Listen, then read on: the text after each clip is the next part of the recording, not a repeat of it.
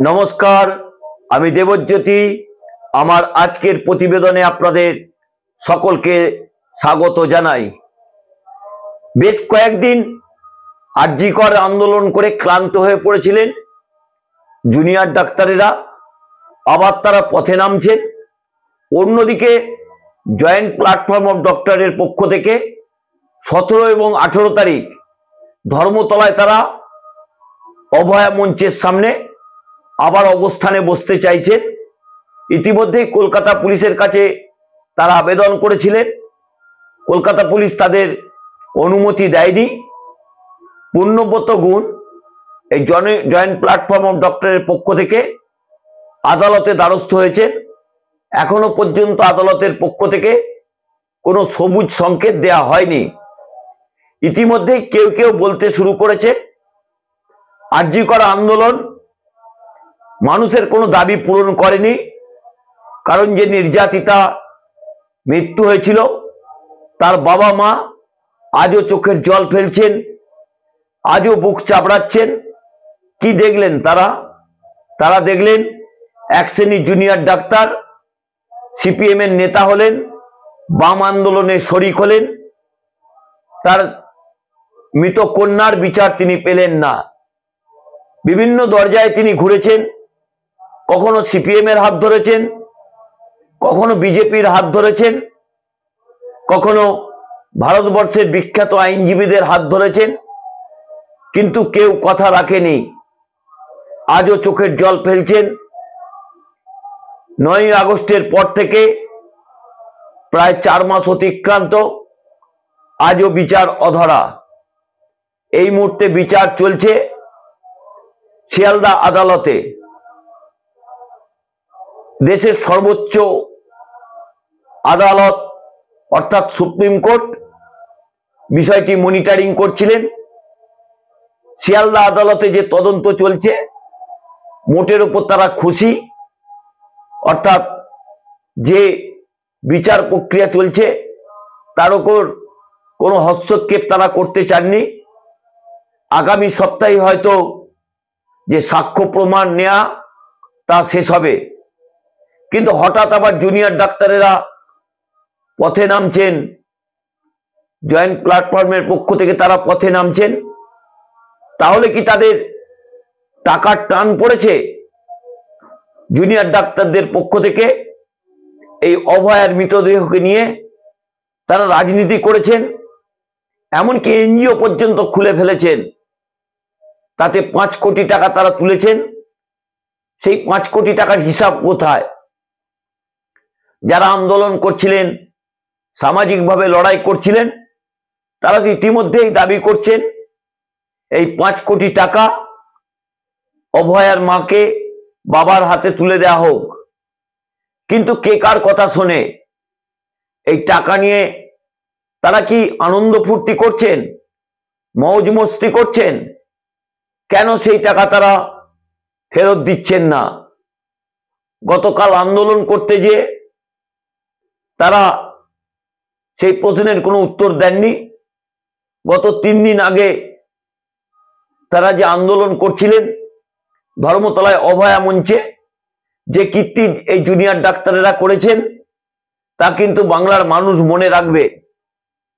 এই শীতে যেখানে 12-13 ডিগ্রি টেম্পারেচার, সেখানে কলকাতা পুলিশের পক্ষ থেকে কুশপুতুল নেবানোর জন্য জল আনা হয়েছিল।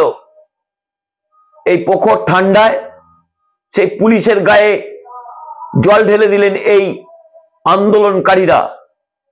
এরা নাকি মানবিকতার কথা বলেন, এরা নাকি বিচারের কথা বলেন। এদের মুখে বিচারের কথা মানায়? এই জুনিয়র ডাক্তারদের কি টাকার টান পড়েছে? আবার এই অভয়ার মৃতদেহকে নিয়ে আবার কি রাজনীতি করতে চাইছেন? এই জুনিয়র ডাক্তার বা জয়েন্ট প্ল্যাটফর্ম অফ ডক্টরের পক্ষ থেকেই তো সিবিআই কে হাতে ধরে জামাই আদর করে নিয়ে এসেছিলেন। এখন তাদের মোহভঙ্গ হয়েছে। রাজ্য পুলিশ বা কলকাতা পুলিশ বিচার করলে এতদিন এই ঘটনার মূল দোষী হয়তো ফাঁসির সাজা শুনতে পেতেন। কিন্তু এই জুনিয়র ডাক্তারেরা এবং সমাজের এক শ্রেণীর বামপন্থী মনস্ক মানুষ তারা এই অভয়ার বিচারকে বেশ কিছুটা দূরে সরিয়ে দিয়েছেন। এখন তারা সিবিআই কে বলছেন অপদার্থ। রাজ্যের মুখ্যমন্ত্রী বলেছিলেন যে একটা নির্দিষ্ট সময় দেয়া হোক, যদি বিচার কলকাতা পুলিশ দিতে না পারে তিনি নিজে হাতে সিবিআই এর হাতে তুলে দেবেন। সিবিআই যে অপদার্থ এই কথা কি এই বিকাশ ভট্টাচার্যের সুযোগ্য শিষ্যরা জানতেন না? তারা বিকাশ ভট্টাচার্যের কথায় এবং এক শ্রেণীর বাম অতিবাম নেতাদের কথায় সিবিআই দাবি করলেন। নির্যাতিতার বাবা মায়ের কোনো দোষ আমি এই মুহূর্তে দেখছি না, কারণ তিনি চেয়েছিলেন তার মৃত কন্যার উপযুক্ত বিচার হোক। তারা হয়তো বিশ্বাস করেছিলেন অমিত শাহের পুলিশকে, তারা হয়তো বিশ্বাস করেছিলেন বিরোধী দলনেতা শুভেন্দু অধিকারীকে। তিনি হম্বি তম্বি করে নির্যাতিতার বাবা মায়ের সঙ্গে দেখা করেছিলেন, স্বরাষ্ট্রমন্ত্রীর সঙ্গে দেখা করিয়ে দেবেন বলেছিলেন, স্বরাষ্ট্রমন্ত্রী তাদের নাকি উপযুক্ত বিচার দেবেন বলেছিলেন। কোথায় গেলেন সেই শুভেন্দু অধিকারীর বিপ্লব? সেই বিপ্লব কি মাঠে মারা গেছে? শুভেন্দু অধিকারী এই মুহূর্তে আর কোনো কথা বলছেন না, কেন মানসিকভাবে তিনি এখন যে অবস্থায় রয়েছেন তা বর্ণনা করা যাবে না।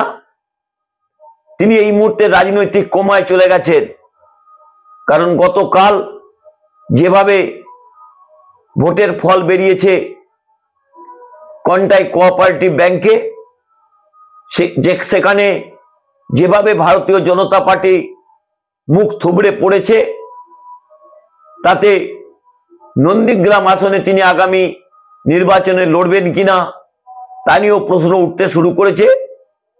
ইতিমধ্যে তিনি একটি ভালো আসন খুঁজতে চাইছেন। তাহলে কি তিনি উত্তরবঙ্গে চলে যাবেন? উত্তরবঙ্গেও তো বিজেপির ভূমিক্ষয় শুরু হয়েছে। শুভেন্দু অধিকারী এই মুহূর্তে আর আরজি করেন নির্যাতিতার বিচার নিয়ে কোনো কথা বলছেন না, কারণ 2026-এর নির্বাচনে যদি বিরোধী দলের ভূমিকা পেতে হয় তাহলে তাকে নির্বাচনে জিততে হবে। তৃণমূল কংগ্রেস ইতিমধ্যেই বিধানসভা নির্বাচনের রণকৌশল ঠিক করতে শুরু করেছেন। যে কোনো মূল্যে তারা শুভেন্দু অধিকারীকে আটকাতে চান।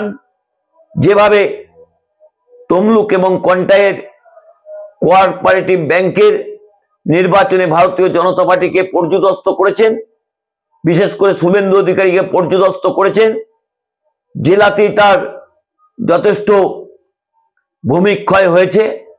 সেই জায়গাতে তিনি আর নির্যাতিতার বিচার নিয়ে কোনো কথা বলবেন না। এই জুনিয়র ডাক্তার বা জয়েন্ট প্ল্যাটফর্ম অফ ডক্টরের পক্ষ থেকে আবার তারা পথে নামতে চাইছেন, আবার এই নির্যাতিতাকে তার মৃতদেহকে নিয়ে আবার রাজনীতি করতে চাইছেন। মানুষ কিন্তু উপযুক্ত জবাব বাই ইলেকশন যেটা 6টায় হয়েছে সেখানে যোগ্য থাপ্পড় মেরে দিয়েছেন এই বামপন্থী নেতাদের মুখে। তারা আর কিছু না খুঁজে পেয়ে আবার আরজি করের সেই নির্যাতিতার মৃতদেহকে আঁকড়ে থেকে রাজনৈতিক ভূমি পাওয়ার চেষ্টা করছেন। তারা যদি আন্দোলন করতে চান সিজিও কমপ্লেক্সে আন্দোলন করুন, তারা যদি আন্দোলন করতে চান নিজাম প্যালেসে আন্দোলন করুন, যদি তারও বড় আন্দোলন করতে চান তাহলে দিল্লিতে স্বরাষ্ট্র মন্ত্রকের সামনে আন্দোলন করুন, বা সিবিআই এর যে সদর দপ্তর রয়েছে দিল্লিতে সেখানে আন্দোলন করুন। এতদিন মানুষ তাদের কলঙ্কিত রাজনৈতিক ইতিহাসকে ইতিমধ্যেই চিনতে পেরেছেন।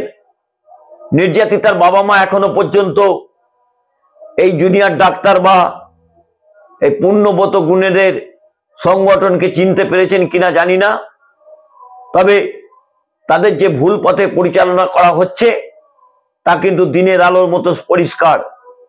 তবে সাধু সাবধান, বাংলার মানুষ কিন্তু আপনাদের আন্দোলন অবরোধকে আর বেশি দিন মেনে নেবেন না।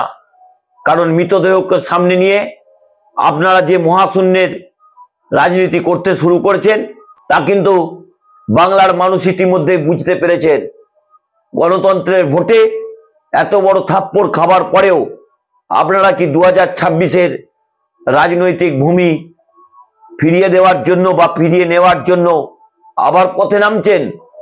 বাংলার মানুষ কিন্তু 2026-এর যে বিধানসভা নির্বাচন রয়েছে সেখানে এই সিপিএমকে, এই মহাশূন্যের পার্টিকে আরো বড় কঠিন রাজনৈতিক ধাক্কা দেবে। আর ভারতীয় জনতা পার্টি এখন নিজেদের ঘর বাঁচাতেই ব্যস্ত। কারণ ইতিমধ্যেই বেশ কয়েকজন বিধায়ক তৃণমূল কংগ্রেসের দিকে পা বাড়িয়েছেন।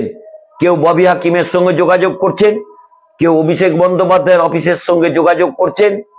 বিভিন্ন জায়গা থেকে তাদের অনুপ্রবেশ তৃণমূল কংগ্রেসে কিভাবে ঘটবে তার জন্যই বাংলার মানুষ অপেক্ষা করে আছেন। নমস্কার, আমি দেবজ্যোতি। আমার এই আজকের পর্বটি ভালো লাগলে চ্যানেলটি সাবস্ক্রাইব করে বেল আইকনটি ক্লিক করে আমার পাশে থাকবেন। We want justice. শুভরাত্রি।